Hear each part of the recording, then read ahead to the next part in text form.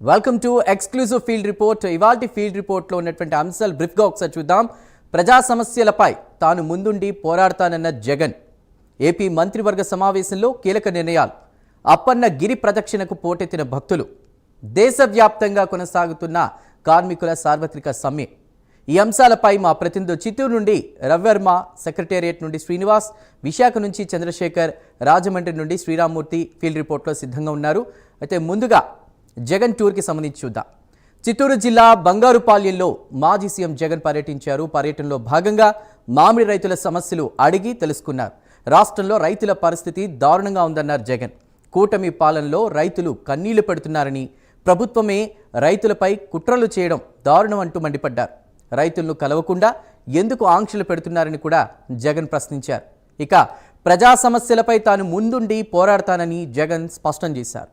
ఇక ఇదే అంశంపై ఫీల్డ్ రిపోర్ట్లో సిద్ధంగా ఉన్నారు మా ప్రతినిధి రవివర్మ.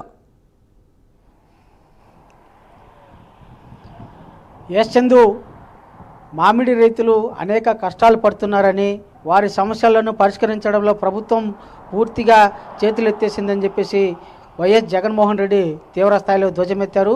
ముఖ్యంగా ఎన్నడూ లేని విధంగా జిల్లా చరిత్రలోనే మామిడి రైతులు తీవ్రంగా నష్టపోతున్నారు, నా మామిడి రైతులను ఆదుకోవడంలో ప్రభుత్వం పూర్తిగా వైఫల్యం చెందిందని చెప్పేసి ఆరోపించారు.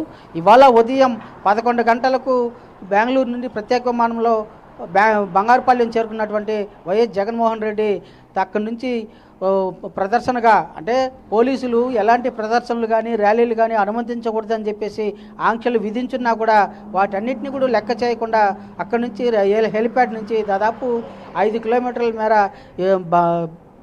బంగారుపాళ్యంలో మార్కెట్ యార్డ్ ఉంది.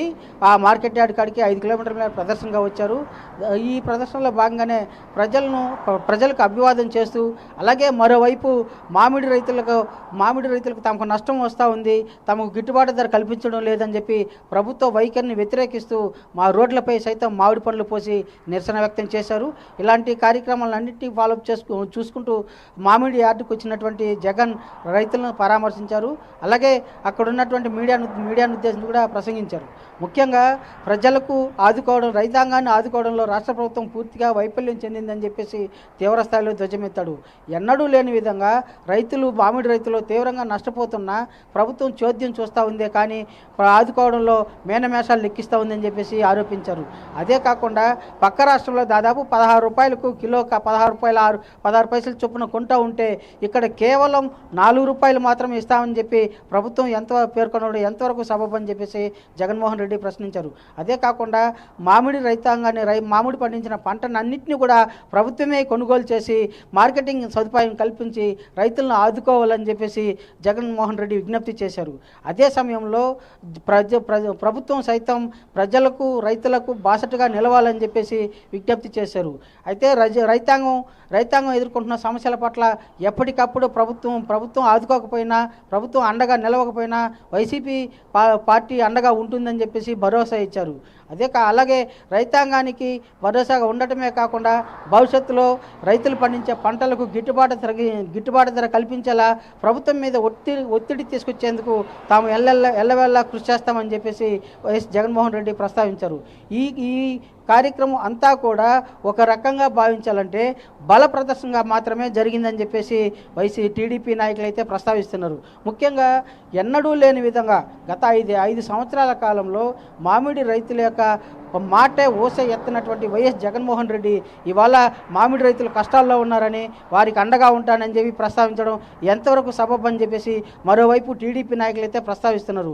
ఇదంతా కూడా కేవలం రాజకీయ నాటకంగా చేస్తున్నారే తప్ప నిజంగా రైతులకు అండగా ఉండాలంటే అక్కడ పెద్దిరెడ్డి రామచంద్రరెడ్డి, మాజీ మంత్రి అయినటువంటి పెద్దిరెడ్డి రామచంద్రరెడ్డి ఫ్యాక్టరీ ఉంది, జ్యూస్ ఫ్యాక్టరీ ఉంది. ఆ ఫ్యాక్టరీలో గిట్టుబాటు ధర కల్పించేలా చర్యలు ఎందుకు చేపట్టలేదని చెప్పేసి టీడీపీ నాయకులు వైఎస్ జగన్మోహన్ రెడ్డిని అలాగే పెద్దిరెడ్డి రామచంద్రరెడ్డిని ప్రశ్నిస్తున్నారు. దీనికి అంతటికీ కారణం ఏమిటంటే పెద్దిరెడ్డి రామచంద్రరెడ్డి నాయకత్వంలో జ్యూస్ ఫ్యాక్టరీలు దాదాపు రాష్ట్రంలో ఎక్కడా లేని విధంగా 22 జ్యూస్ ఫ్యాక్టరీలు ఒక చిత్తూరు జిల్లా నియోజకవర్గంలోని చిత్తూరు జిల్లాలోనే ఉన్నాయి, కేంద్రీకృతమై ఉన్నాయి.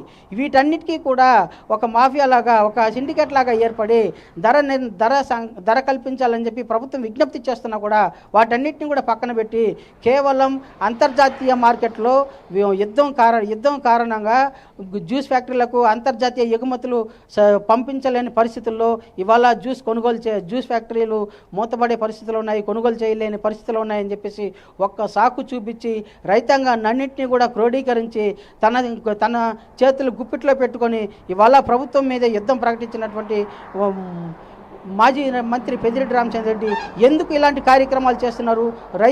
నిజంగా రైతులకు గిట్టుబాటు ధర కల్పించాలని చెప్పి ప్రభుత్వం పదే ఆదేశాలు జారీ చేసి విజ్ఞప్తులు జారీ చేసి ప్రభుత్వ అధికారులు యంత్రాంగాన్ని పురమాయిస్తున్నా కూడా ఫ్యాక్టరీ యాజమాన్యం మాత్రం తన సిండికేట్ రూపంలో ఇలాంటి వాటికి పాల్పడడం ఎంతవరకు సబబు అని చెప్పేసి టీడీపీ నాయకులు అయితే ప్రశ్నిస్తున్నారు. అయితే వీటన్నిటినీ కూడా పరిగణలోకి తీసుకోకుండా జగన్మోహన్ రెడ్డి కేవలం తాను అనుకున్న లక్ష్యాన్ని అలాగే తాను ముందుగా నిర్ణయించుకున్న పథకం ప్రకారమే ఇవాళ బంగారుపాళ్యానికి వచ్చారు, ప్రజలను ఉద్దేశించి మాట్లాడారు. అలాగే ప్రజలకు వైసీపీ భరోసాగా ఉంటుందని చెప్పేసి హామీ ఇచ్చారు. వీటన్నిటికీ కారణం ఏంటంటే గత ప్రభుత్వం చేసే తప్పిదాలను ఎత్తి చూపుతా ఉన్న నేపథ్యంలోనే వీటన్నిటినీ కూడా ప్రభుత్వం మీద నింద చూపాలని చెప్పేసి ఇవాళ జగన్మోహన్ రెడ్డి ఇలాంటి కార్యక్రమాలు చేపడుతున్నారు. అదే కాకుండా రైతాంగానికి తాము భరోసాగా ఉంటామని చెప్పేసి పేర్కొంటున్నారు. ముఖ్యంగా ఏంటంటే మామిడి పంట దిగుమతిలో దేశవ్యాప్తంగా పరిగణలోకి తీసుకుంటే చిత్తూరు జిల్లా ప్రథమ స్థానంలో ఉంది. అలాంటి మామిడి పంట దిగుమతి జరుగుతూ ఉన్నా కూడా ఆశించిన స్థాయిలో ధరలు లేదని చెప్పేసి ప్రస్తావిస్తున్నారు. మరోవైపు కేంద్ర ప్రభుత్వం కూడా దీన్ని పరిగణలోకి తీసుకొని మామిడి రైతులను ఆదుకోవాలని చెప్పేసి రాష్ట్ర ప్రభుత్వం పదే విజ్ఞప్తి చేస్తూ ఉంది. ఆ విజ్ఞప్తి పరిశీలనలో ఉండగానే మరోవైపు జగన్మోహన్ రెడ్డి ఇలాంటి రాజకీయపరమైన కార్యక్రమాలు చేపడుతూ ఉండడం సర్వత్రా చర్చనీయాంశంగా మారింది. ఇది రాజకీయ పరమైన ఉద్దేశపూర్వకంగానే చేసినటువంటి పరామర్శ కానీ రైతులకు శ్రేయస్కరంగా ఉండే పరామర్శ కాదు అని చెప్పేసి మరోవైపు టీడీపీ నాయకులు అయితే ఆరోపిస్తున్నారు. ఏది ఏమైనా ఇవాళ ఎన్ని ప్రభుత్వ ఆంక్షలు విధించినా పోలీసులు ఎన్ని కట్టడిలు చేసినా వాటన్నిటినీ పక్కన పెట్టి కేవలం తండోపతండాలుగా జన సమూహాన్ని ఏర్పాటు చేసి భారీ ఎత్తున ప్రదర్శనగా వచ్చి బంగారుపాలెం మార్కెట్ యార్డ్లో తన కార్యక్రమాన్ని దిగ్విజయంగా పూర్తి చేసుకున్నటువంటి జగన్మోహన్ రెడ్డి ప్రస్తావన కార్యక్రమం మొత్తం కూడా బల ప్రదర్శనగానే సాగిందని చెప్పేసి టీడీపీ నాయకులు ప్రస్తావిస్తున్నారు. ఆ దిశగా సాగిందని చెప్పేసి కూడా మరో రాజకీయ విమర్శలు అయితే చోటు చేసుకుంటున్నాయి. చందు. రైట్.